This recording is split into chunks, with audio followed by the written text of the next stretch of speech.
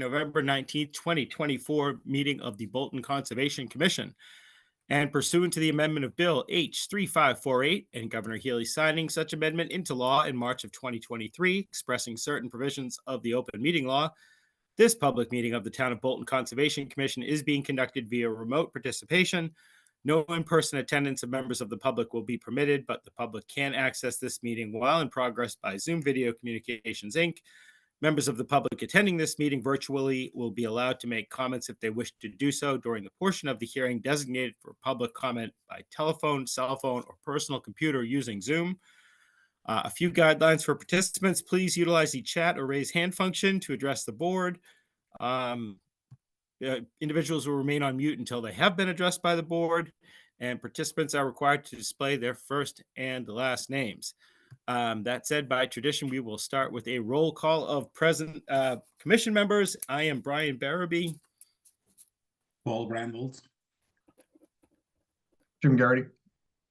Dan Bosley. Excellent. All right.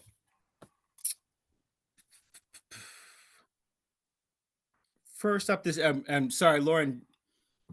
Yes. We're actually opening this notice of intent for the first time for Derby Field, correct? That's right. Yep. That's right, because we had discussed filing. All right. So the Bolton Conservation Commission will now open a public hearing under Mass General Law, Chapter 131, Section 40, and the Bolton Bylaw, Chapter 233, to discuss a notice of intent filed for Derby Field, 100 Mechanic Street, submitted by the Town of Bolton's Conservation Commission. As an update on this particular hearing, I don't believe we've received DEP comments yet, unless they came in this afternoon. Am I correct with that, Lauren? That's right. We didn't receive anything this afternoon, so we're still waiting on those. Okay. So currently we don't have a file number for this, and we don't have DEP's comments. So kind of assumed we would be, well, we'll definitely be continuing it this evening. Basically didn't need Rebecca to be here if that was going to be the one thing she was going to speak on, and we knew it was going to get continued anyways. I will probably have more informed questions after reading DEP's comments if I have any additional questions. So I was just going to, if people are comfortable, continue it until our next meeting. But we can definitely discuss, take a look at the plans if anybody wants to hear more about it this evening. Okay. I'm not saying any members of the public here tonight to comment on this particular hearing. And again, not seeing anyone. Lauren, for Yes. our December 3rd meeting, do we have, what's our first available time slot? We do have a 7 o'clock already scheduled, so maybe 7:10. 7:10. Okay. Yeah. All right. Excuse me. In that case, I'm going to make a motion that we continue the public hearing for Derby Field, 100 Mechanic Street until our next public meeting, Tuesday, December 3rd, 2024 at 7:10 p.m. Do I hear a second for continuing? Or second, yeah, for continuing. Second. All those in favor, starting with Paul. Aye. Jim. Aye. Sam. Aye. And Lauren, I'm an aye as well. Right. Thank you.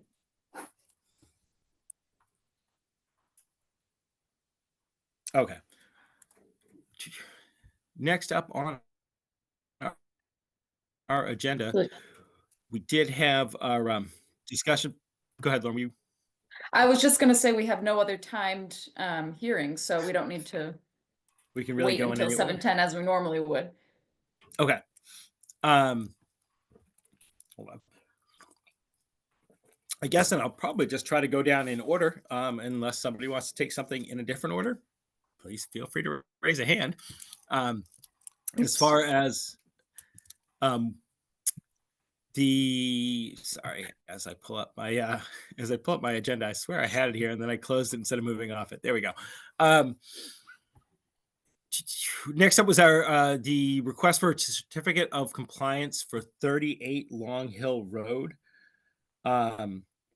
Speaking with Rebecca, she has been out on site It's moving quickly towards compliance, that it's progressing rapidly, but there are still a few items she wants to see if they establish, and making sure they do establish. Her recommendation was not to issue at this point. I'm comfortable going with that recommendation. Again, she has been out there. She said it's moving towards compliance, but there are a few items that she could not check off yet. That said, I would be comfortable tabling the matter and waiting to vote on it at a future meeting. Does anybody see any reason why not to do that? People comfortable with that? Yep. Okay. Sorry. All right. In that case, we will probably just table that for this evening and take no action on it.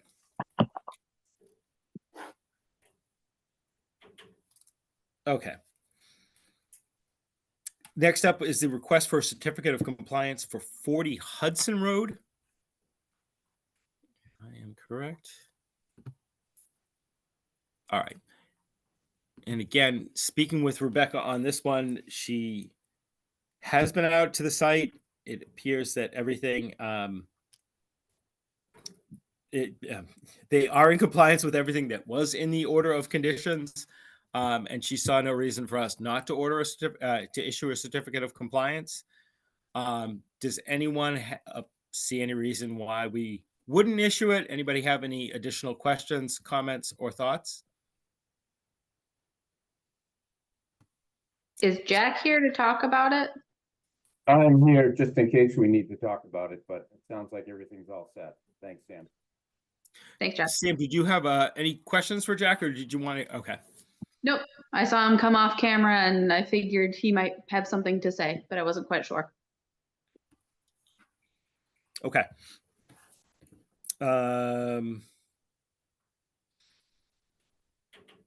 Okay. And noticing too that there are a number of ongoing conditions that are in the original order of conditions, and we'll probably reference that in closing out the order. So if we have no more specific comments on this particular hearing or this particular request for a COC, I will ask quickly, is anybody from the public here tonight to comment on this particular matter? And not seeing any.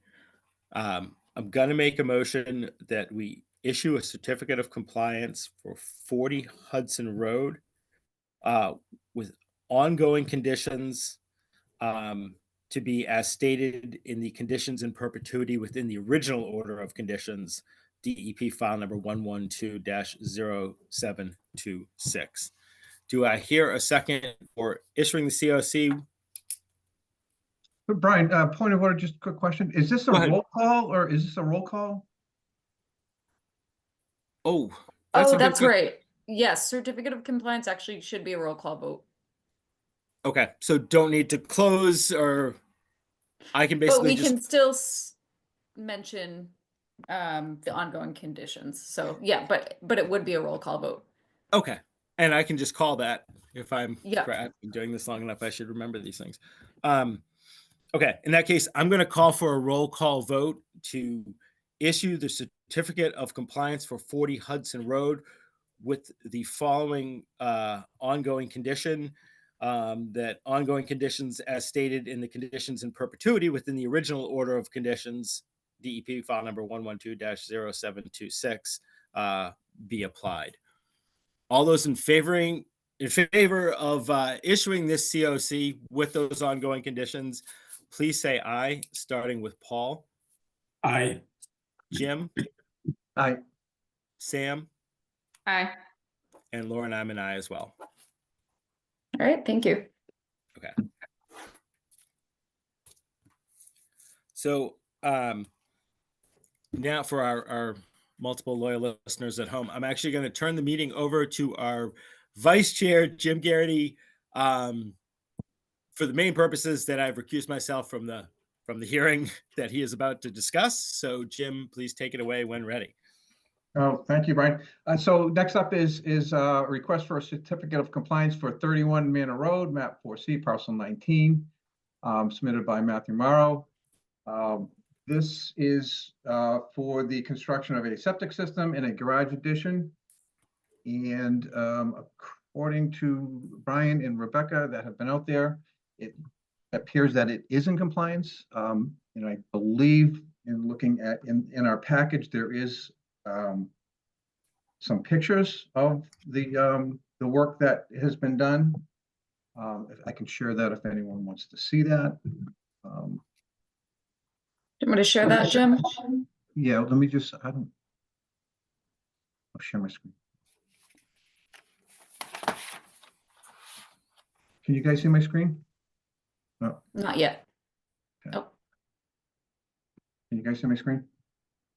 yes. Okay, so this is the pictures here, and here's the grass growing in here on the one side, and this is on the other side. So it looks like it is in compliance per the NOI. Anyone have any questions, comments? Nope. Okay, I think the recommendation is to order the approve the order of conditions. I'm sorry, certificate of compliance, and I believe that is a roll call vote. So anyone have any other comments, just to make sure? I want to make sure. Yeah, Jeb, I just want to make a comment that there are also ongoing conditions listed as conditions stated in perpetuity in the original order of conditions. So just want to make a point to mention that. Okay, I think I have to see how I can remember to do that. But So- no, thank you. That's very helpful. Okay. So let me just bring this back up. Okay, so this is a roll call vote. Everyone in favor say aye to order a certificate of compliance for 31 Manor Road, map 4C, parcel 19, with the ongoing conditions in perpetuity as we talked about. All those in favor, starting with Paul. Aye. Sam, Aye. and I am an aye as well. Yep. Okay, thank you. Back to Brian. Okay. All right. So next up this evening, we have a request for a field amendment for 0 Butternut Lane, which is now apparently 6 Butternut Lane, but it's the original filing is 0, so we're still be referring to it as 0 Butternut Lane. Is the applicant or a rep for the applicant here this evening, Lauren? I see. Yes. Yes, I'm here. Matt Evangelo is here. I'm here. Hey, Matt, do you want to kind of walk us through quickly what you are proposing to do? Yes, yes. We approved you guys approved a 50-foot retaining wall going the length of, about halfway up the driveway. And I'd like to be able to extend that. And I sent some photographs. Hopefully we have those showing. We did have a site visit yesterday, and Jim and Sam came out, and I showed them what the length of the wall.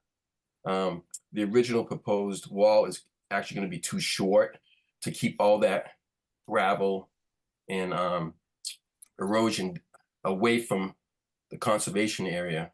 So I was gonna ask the commission, the Conservation Commission, if they would allow an extended wall, and I'd like to add another wall next to it, so it'll be a 2-tier wall. So instead of having one 8-foot wall that will look like a highway wall, I'd like to do a 2-tier wall, and I think that would actually be that would be better for keeping the erosion and the way that, if you look at the photos, the way that it's angled, the water would go with all the gravel go underneath to the first tier and then to the second tier, and then any extra water would go down the driveway.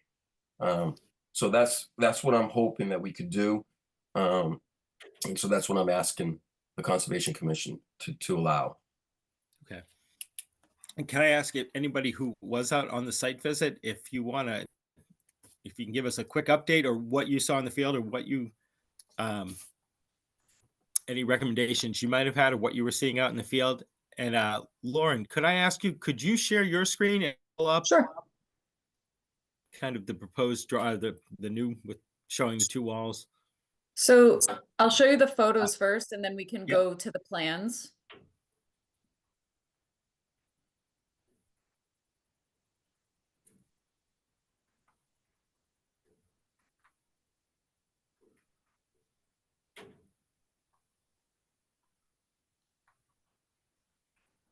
Just gonna pull up the plans. Was that enough time? I kind of scrolled through that pretty quickly. Yeah, I mean, I can picture it, but Okay. So I'll just show the previously approved plan first.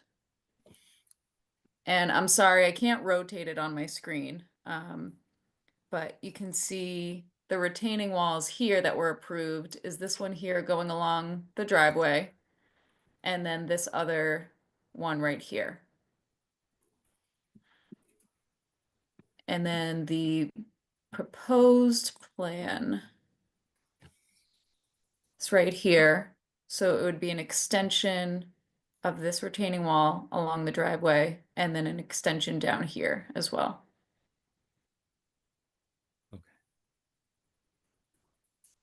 okay. So commission members, anyone who is out at the site visit, anybody have thoughts or comments they want to add? So yes, so Sam and I went out there yesterday, I believe. Yeah, this is exactly what the applicant is looking for. It makes sense. You know, that second wall is still it makes sense to do this, right? I think talking with Sam a little bit, she can add to this. I think they're about 4 feet apart. And it will help keep the first wall closest to the driveway from failing because there is a lot of fill that came in there to build up that driveway. So it does make sense structurally, and that second wall is still within the limit of work. The hay bales that were there, so it does make sense. Anything else, Sam? No, I think that pretty much covers it. And Lauren, I just want to point out, it looks like the elevation for the proposed driveway is 276. Do you mind just flipping back to the original plan? Sure. Because I think that elevation may have gone up just slightly, which impacts this engineering wise. Oh, no, it is still 276. Apologies. So yeah, I think it makes a lot of sense to have the separation between the two from kind of an engineering and just like a design perspective. It actually looks a lot better as well, but it's still going to be, you know, it's a retention wall. It's within the limit of work already. I think it makes a lot of sense based off of that design. Okay. Right. Any additional comments or questions from conservation or commission members? I did have one question for Mr. Evangelos, if that's okay. It Sure looks like thing. you've got just the 2 tiers on the left-hand side. It doesn't look like there's any stairs or anything that are going down to your backyard. Is that going to change as well, or is it just going to be the 2 tiers? Yeah, I'd like to, we're gonna put a set of stairs, and I'm not really showing it on but after we've put it all together, there should be a set of stairs going down close to the house. Okay. So there'll be a set of stairs that will go so I can walk to the backyard rather than going all the way around and having to go across any of the conservation area where that. Right. So That in order to get down there, I'm gonna need a set of stairs. So yes, I mean, it wasn't drawn on there. I know I have a set of stairs coming from the porch, as you can see, if you can see my cursor, but yeah, the set of stairs would go right there where it says RET wall. So there'll be a set of stairs that go down there. And the reason for that is what I explained. I don't want to have to walk around. I don't have to walk around and then have to go across the conservation area to get to my backyard, or have to go through the house to the porch. So yes, we had planned on doing a set of stairs there. Yeah, that makes sense. Yeah. And is there any like gating or fencing that's going to go up along the driveway just to prevent anything like vehicles from falling? No, but it will be high enough. It will be high enough where if the wheels come to it, it will stop. So Okay. it will be up enough. Maybe I'm not really sure. I have to talk to Keith to see if it's going to be 6 inches, 8 inches, 12 inches higher than the driveway. That's why the 2-tier would be good, because we can do 4 feet and then 4 feet, and then we could play around with until it gets to a good comfortable, and that would taper down, like it would drop down. It would taper down and it would look aesthetically, it would look really pretty instead of having just a wall that you see on a highway. So we want to be able to have it look nice when you're coming down, and also do the job of keeping all that dirt away from that conservation area, where that dotted line is to my property line. So we like to not disturb that and be a good steward of the conservation area. Thank you. Additional questions, comments, thoughts? Good. Anybody from the public here tonight to comment on this particular hearing? Again, seeing none. So it sounds like, especially the commission members that have been out there, people would be comfortable with this as a field amendment to this particular. Okay. And I know, like, the original order of conditions requires an as-built, so we would actually get the final as-built would show where everything is currently. Yes, I could talk to Jim. I could talk to Jim from Cornerstone if we need that as-built or whatever you might need to. It's already in your order of conditions, and it's when the project is done. It's basically submitting one of these plans, like that's in front of us, that shows exactly what actually happened. Okay. And you know, again, our original one on file will have the original retaining wall. So when we close this out, we'll get a set of plans that show the 2 retaining walls, anything that may have changed or any field amendments, basically showing where everything is. Of course. And that's a long way of me saying that I would be comfortable as well. Again, we'll be covered with the as-built plans when they come in. People seem comfortable with what you're proposing. It is a minor net loss to resource area, but it seems like it may be mitigated by the fact that you're kind of creating more of a smooth runoff system, or something that's less likely to fail, easier to maintain, which has its own benefits.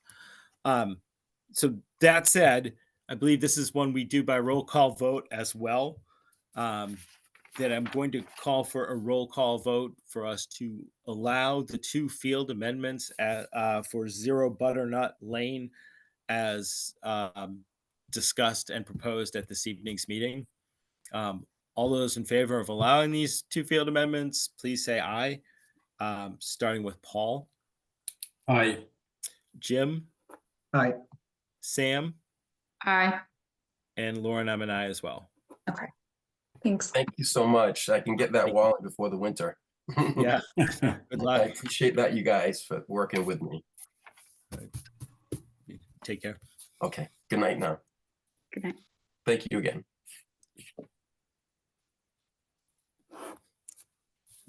All right. Next up on the agenda, we make sure was believe a discussion about our forestry plans. Okay. I am not sure if commission members had a chance to look through your packet at all. When it comes to discussing these forestry plans, there were 4 properties in general that Rebecca would like us to come to a conclusion, come to a decision upon. Well, kind of 3. One being Bower Springs, one being Vaughn Hill, and one being Powder House.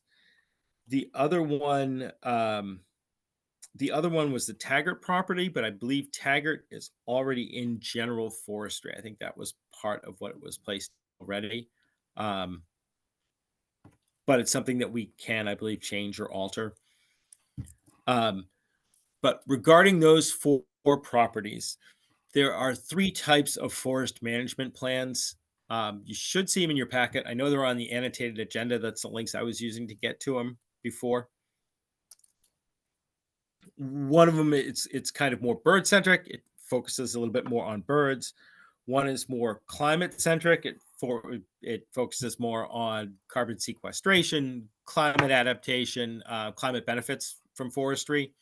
And then one is more of a general forest stewardship plan. Excuse me. And what Rebecca is looking for is for us to vote on which one of those plans we'd like to pursue with each of these 4 properties or the 3 properties, and we can kind of leave Taggart as it is currently. It has a number of benefits. One, it basically lets her know how she should be approaching these properties, but it's also important for grant opportunities.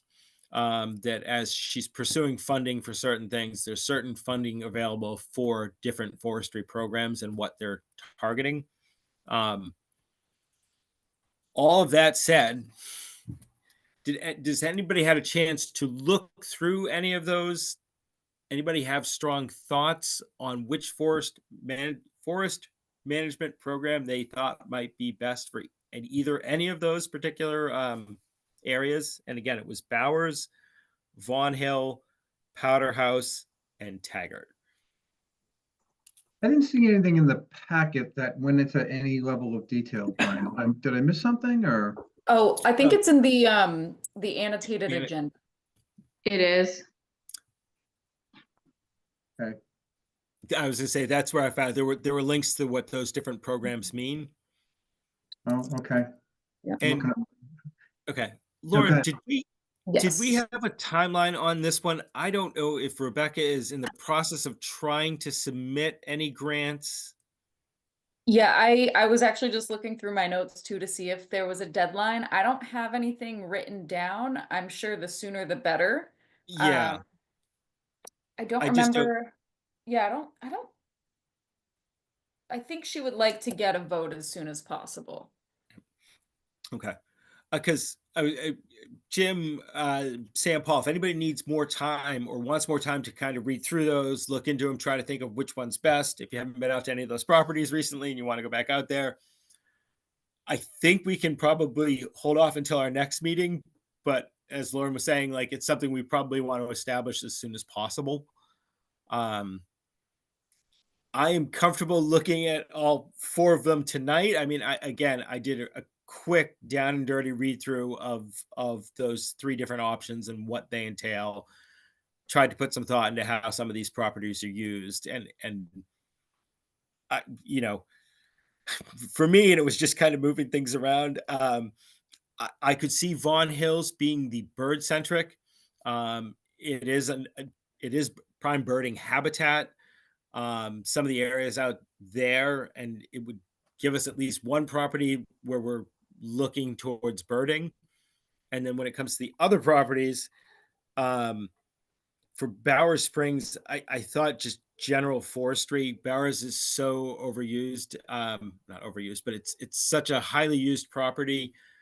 I wasn't sure if the climate adaptations or the climate changes we'd be looking to build in would be as sustainable there as maybe some of the other properties. So I thought, my thinking that Bowers might be good in general.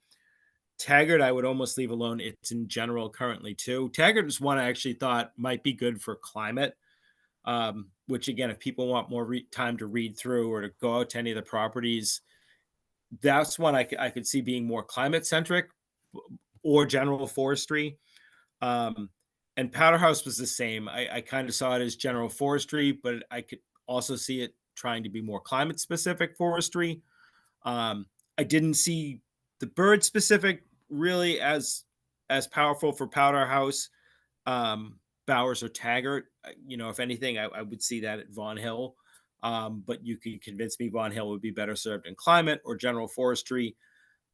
Just throwing my initial thoughts out on my quick research on the 3 of those and what I know of these properties, I kind of had Bowers as general, Taggart as climate, Powder House as general, and Vaughan Hills as birds. But again, I'm happy to hear anybody else's thoughts. If people need more time, please let me know. But those are my initial thoughts on those 4 properties. I'd like a little bit of time. I'm familiar with most of them, but not all of them. So I'd like an opportunity to be able to like go out there and kind of take a look, if that's all right with folks. No, that's why I'd rather it would be better to have an informed decision than guessing, and never go by what I say, because I mix up my properties half the time. I'm totally fine with that, Lauren. I think we should be fine. Yeah, I'll Right. follow up with Rebecca tomorrow and see when she would like a vote by. Okay. Thank you. All right. Yep. So in that case, Jim and Paul, I'm assuming you'd be fine holding. Okay. But it is one, again, we will definitely try to vote on this at next meeting. And it's a simple vote. I think she gave me wording for it. It's basically we're voting to authorize the conservation agent to pursue a forestry management plan for Bird's Climate General, property specific to the Bowers Taggart, whatever area. And we can just click down that list, but please take a chance to go out to these properties, read through those descriptions, and it's something to look forward to next time. Excuse me. Okay. That said, next up we had our ongoing discussion of the budget. Lauren, would you be able to? Thank you. 1 minute.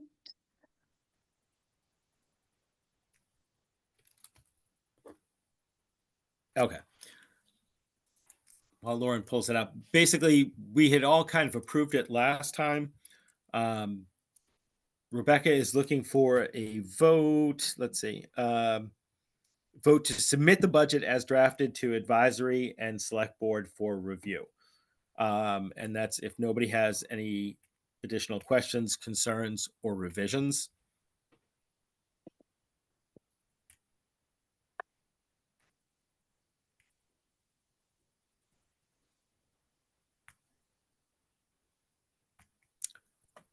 So And just I one also quick, have, yeah, just one quick question. I mean, I wasn't here last meeting, so the biggest change appears to be equipment.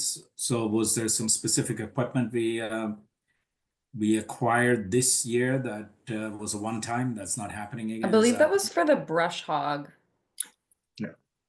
Okay. That was the biggest part of it. Yes. All right. And I do have the chart that kind of gives a breakdown of each line item if you want me to pull that up. Or if you need fine. another Yeah, if minute. anybody wants to see that one.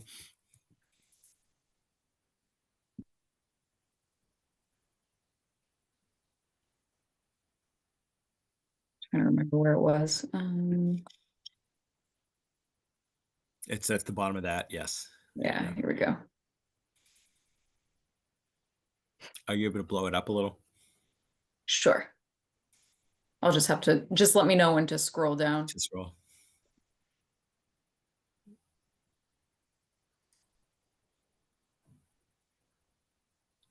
So that's a maintenance account, all right.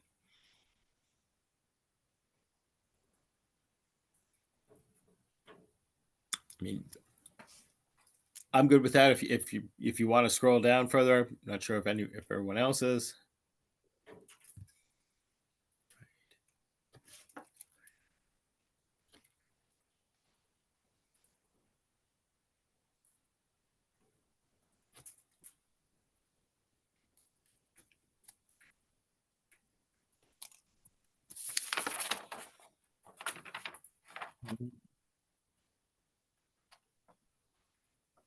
Okay.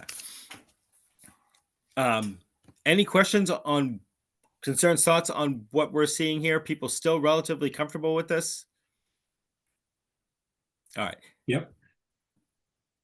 Lauren, do you want to pull up the one you just had up with the 2026 budget?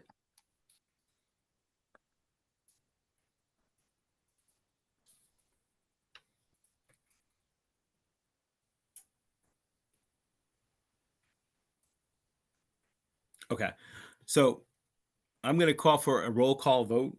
I vote being that I'm going to ask for a roll call vote to submit the budget as drafted and presented this evening to the advisory and select board for review. All those in favor of submitting the budget to so advisory and select board for review, please say aye, starting with Paul, Aye. Jim, Aye. Sam, and Lauren, I'm an aye as well. Thanks.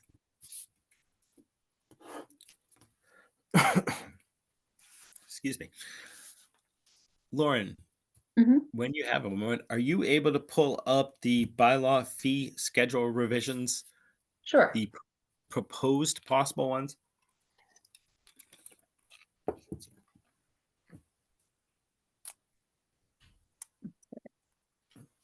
Okay. So advisory has a policy of reviewing town fees. I believe it's every 2 years. They do it on a regular basis. And it was pointed out to us that we basically never do this. I can't remember us ever looking at our fee structure.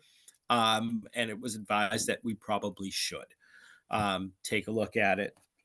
It's just good governance going forward. Rebecca was kind enough to put together this chart right here. You can see what other local towns or similar towns are doing. The areas that she highlighted in orange are areas where she thinks that we possibly could either institute a fee or change a fee. Let's see if I have some notes on it.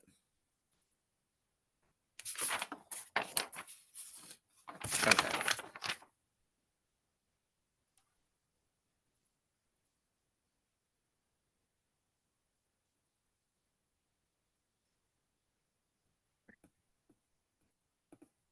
Current fees revised highlighted. Okay. And again, this is one where I know we need a vote sooner rather than later, but I think we might have some time if people want some time with it. Yep, Said- you're right, Brian. We would need a vote by next meeting, the latest, on Okay. December 3rd. Okay. So Rebecca had mentioned too that it would be possible for us to say, you know what, I think we should mirror Harvard's fees, or I think we should mirror Stowe's fees and whatnot, and just have her kind of set everything to what another town is doing. But we could also kind of go through and take a look at some of these. She, in talking with Rebecca, had a good suggestion. Sorry, my notes are not in order. When it comes to the administrative review, let's see, we might have to scroll down a bit. Sorry, Lauren, can you see the one for administrative review? Right here. Oh, You see good. Oh my God. Yeah. Sorry, my eyes are going. Rebecca had brought up a good point that for something like that, we can add in that it's for new construction or new developments, basically.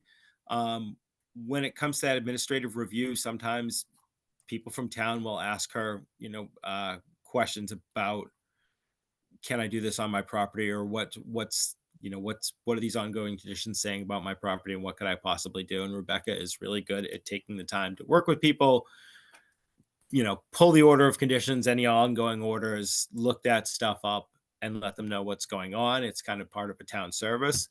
But it does take time and effort to do that. And when it comes to larger developments, there can be a lot more of administrative review and a lot more things she's being asked to pull. So which is one of the reasons why town fees on this. But it would be possible if we were going to put a fee on administrative review to limit it to just basically new developments or new construction, so that regular townspeople that came in with their regular questions wouldn't be charged this fee, but we would have this fee for larger projects or basically new home construction, stuff like that. So something to consider. And I guess I would use that as an example for any of these fees. We can change what the wording is. We can concoct new ones if people really needed to or wanted to, but these are fairly standard. You can see some towns do them, some towns don't. Some of ours just haven't been updated in so many years. I've trying to think of, there was one where, what is it? The request for determination of applicability. We have a $45 fee. Everybody's up to 100. There was one with 175, on and on and on, something like that. We might not need to make it 100, but we're probably way past due in raising that fee to actually have it reflect kind of the cost that it incurs. Just some of the ones to think about. I'm trying to think if I had any others. She had mentioned too the one for people looking for reprints or duplicates of OOC, COCs, all of that good stuff. That it doesn't need to be a major fee, but possibly having a small fee with that would encourage people to actually file the paperwork when they're supposed to. A lot of times it's, you're supposed to file the COC, or you're supposed to file this with the local jurisdiction. People just don't, whatnot. It's time to sell the house. They're like, oh, we don't have it. Print up a new one. We're going to have to file it and stuff like that. And it was just more to encourage people to, when you get the copy and you're supposed to file it, go ahead and do that. So she could see a small fee with that, nothing too punitive, but enough that like it actually cost you not to, if you're not going to follow through and actually use the documents properly. And I'm sorry, I'm somewhat rambling because I started looking through this today. So I really don't have deep thoughts on it. Again, these are some of the things that Rebecca had mentioned to me. I guess unless people want to move on it, feel really strong about things tonight, this is one where I would say, please put some time and effort into thinking about this. So next meeting, we can go ahead and, establish these changes. Don't make any changes, but get a vote on it so that we can kind of push this forward. Does that make sense to everyone? Yeah. Yep. Okay. Does anybody have any initial questions? And again, I may not have the answer, but at least there are questions that we can write down, and I'm sure Lauren or myself can talk to Rebecca tomorrow and get more info. But do people generally understand what we're trying to do here? I do have one question. What is number 9, the emergency certification? What would constitute an emergency certification? So, and I was going to say, Lauren, I don't know if you want to take this one, but oftentimes it comes up where if there is, like, say, flooding. I know it's come up with the town sometimes when there's flooding across some of the roads. Yep. And yeah, they can't come and apply. They just basically call Rebecca and this needs to get done immediately, and she basically allows them to do it. I believe we've had some emergency certifications filed for beaver activity too, causing flooding. That's another Darn. example.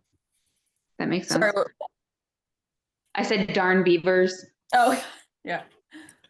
I wasn't sure if it, like some of the drought stuff, similar to what we've been going through right now, would constitute some of the emergency certifications for some of the watering holes or fire retention ponds.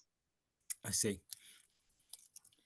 No, I think it's more of a situation where the commission has jurisdiction, but it's like a 24-hour, it's an emergency. You have to jump in, so it doesn't need to go for a vote, say, before the commission, before the conservation agent can go and take action, basically, if that makes sense. Yeah, no, that makes perfect sense. I just wanted some clarification on that. Thank you. Yep. No problem. Right. Any other initial questions, comments, thoughts on this? Because again, we will take it up next time. Okay. In that case, I think we can move on to our next item, which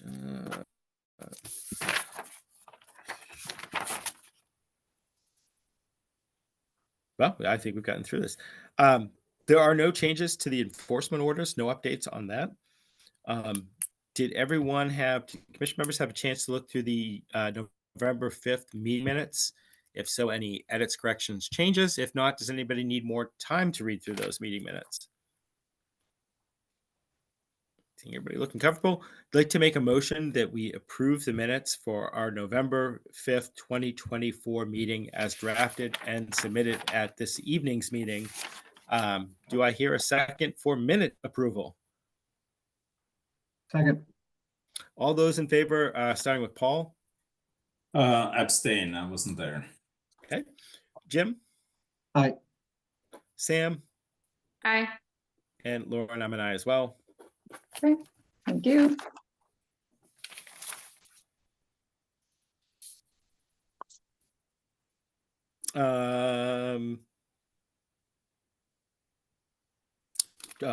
Just for informational purposes, the open space and rec plan has been conditionally approved until November of 2031.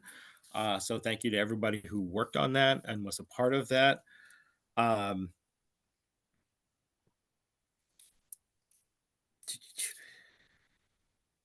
There was, well, the Bowers Springs project, the ongoing Bowers Springs project to kind of stabilize the whole shorefront there that we had started. There was a small issue with that. It all went in fine. It worked great. Rebecca was down to check on it. There were some individuals that decided they just empowered themselves to move the fencing aside, open up the beach, and be playing on the beach with their dogs. I don't know if it was those people or somebody else decided to do it, which is not allowed it to stabilize and started to cause more erosion. So Rebecca once again closed off the fencing. I believe she put additional signs on the fencing, letting people know, hey, don't move the fences. They're here for a reason. I don't know who did it, but for our myriad viewers at home, please, if we have things fenced off on conservation property, it's for a good reason. We're not trying to keep you off the beach, you mean, or I don't know why this person thought there is a path around so you can circumnavigate the pond still. The path is still open. You just can't go down onto the actual beach area where everything was eroding away and all the roots were exposed. So just for informational purposes, wanted to mention that again tonight, that while that project is somewhat still ongoing, we're allowing it to stabilize. Those fences are there for a reason. Please do not move the fences. Please stay off that part of the trail for now. Brian, I will note that Please. the beach area is scheduled to be closed until summer of 2025. Thank you. Yeah. And again, this is just for stabilization purposes primarily, so we don't lose the beach altogether. It's just a few months, so I'm hoping everybody can respect that. Brian,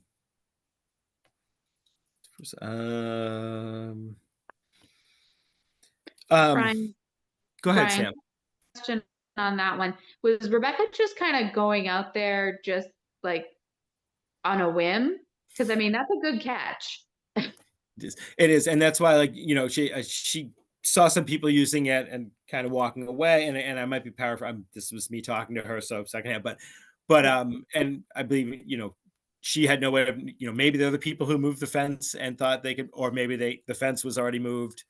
And I'm not sure. I'm sure she was. I think she walks our properties fairly regularly, so I think it was for one of her regular check-ins, and just like you said, happened to be at the right time where it was like, please no. Got it. Okay, cool. Thank you. Yeah, no problem. We do have some images of the beach area if you want me to share that screen at all. I think that would be wonderful to see it again for our many, many viewers at home. Yep. That came out nice. Yeah. Yeah, remembering what it did look like and how much it had really eroded down, they really felt nice. I mean, I think they did a nice job, and you can see, from the inside, but from the other pictures too, you can still walk the trail around the outside of the fence. You just can't go right up to the beach, unfortunately. Yeah. Yeah. Yeah.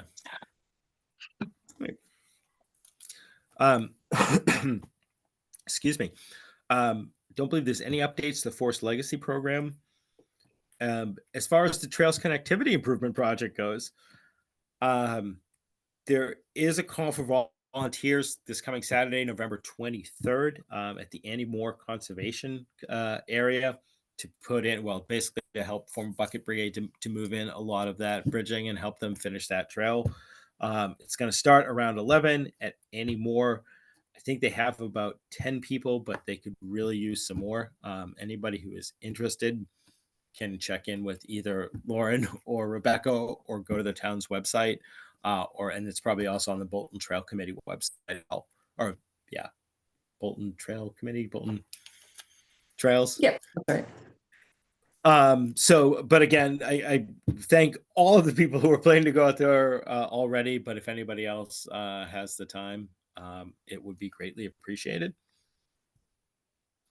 The community liaison position for the Derby Field project, they've extended the deadline. They have not found an applicant, proper applicant yet, so they've extended the deadline.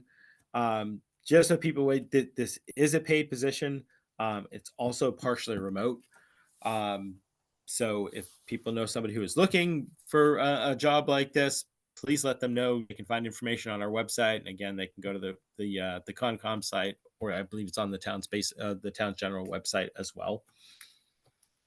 Our volunteer land steward position still available, and still 2 seats available on the Conservation Commission. And I think that's all I have for updates.